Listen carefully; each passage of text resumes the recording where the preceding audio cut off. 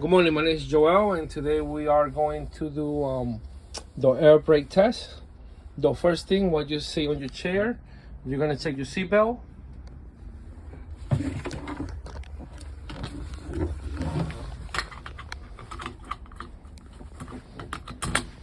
My seatbelt is working properly, it's no damage, it's in good condition. My chair is adjust.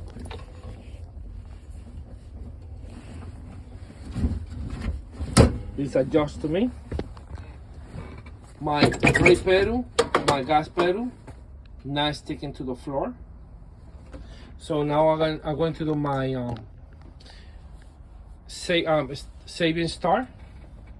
So I'm gonna turn my switch on, where I could see my warning lights coming out.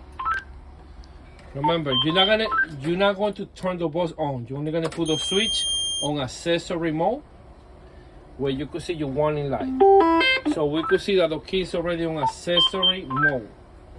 And I have my ABS light, my brake light, my check engine light, my battery light. All my warning lights are working properly. So the first thing we're doing is the seatbelt. Second thing, you're gonna adjust your chair. Third thing, brake pedal, gas pedal not sticking to the floor. And then you're gonna put your key on accessory to do a safe start. Okay, you're gonna see your warning light, and you also gonna see that you air tank gauges, the primary and secondary test is on. Is about 120 psi each. The tank number 1, tank number 2, they on 120 psi, between 120 and 125 psi. So now I'm going to start with my air leak test.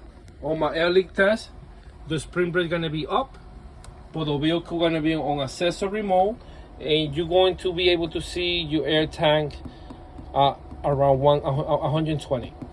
Okay, so you're gonna press your brake for 1 minute. You're gonna put your step on the brake for 1 minute.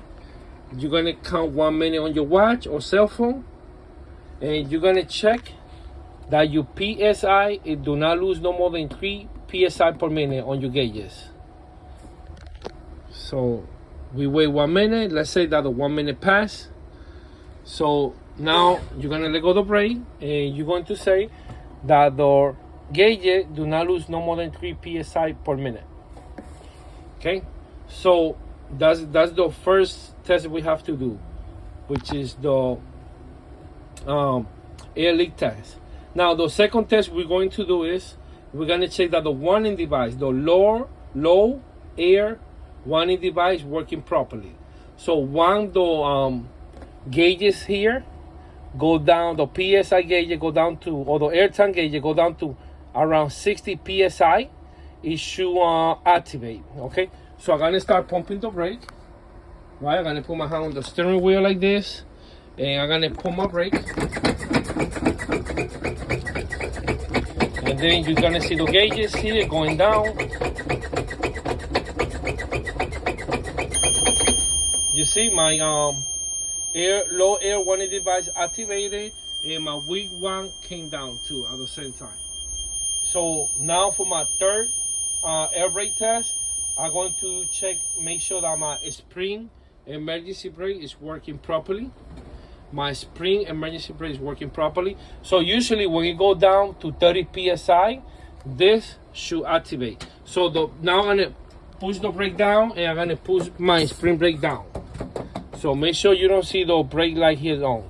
So now I'm gonna keep pumping the brake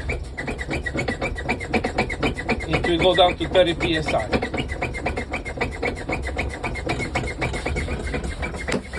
You see, the spring brake activated, it got unlocked, and my emergency spring brake is working properly.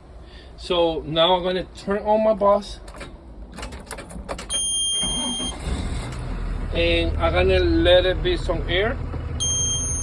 So when the boy is on, the air tank gonna start building air.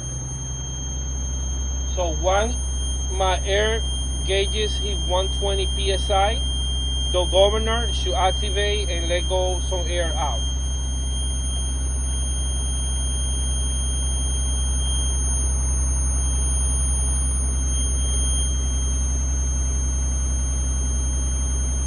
So when it hits 60 psi, the lower pressure alarm is gonna deactivate.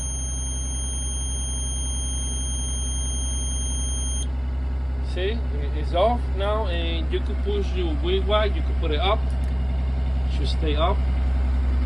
So when it hit 120, we're gonna be able to listen to the governor.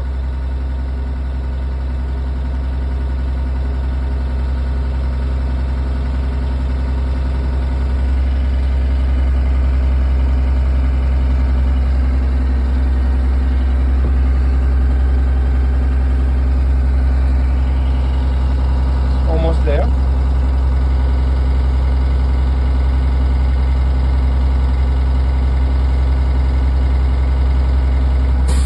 There you go. That was the governor releasing air. So the governor's working properly. And that's gonna be the air brake test inspection.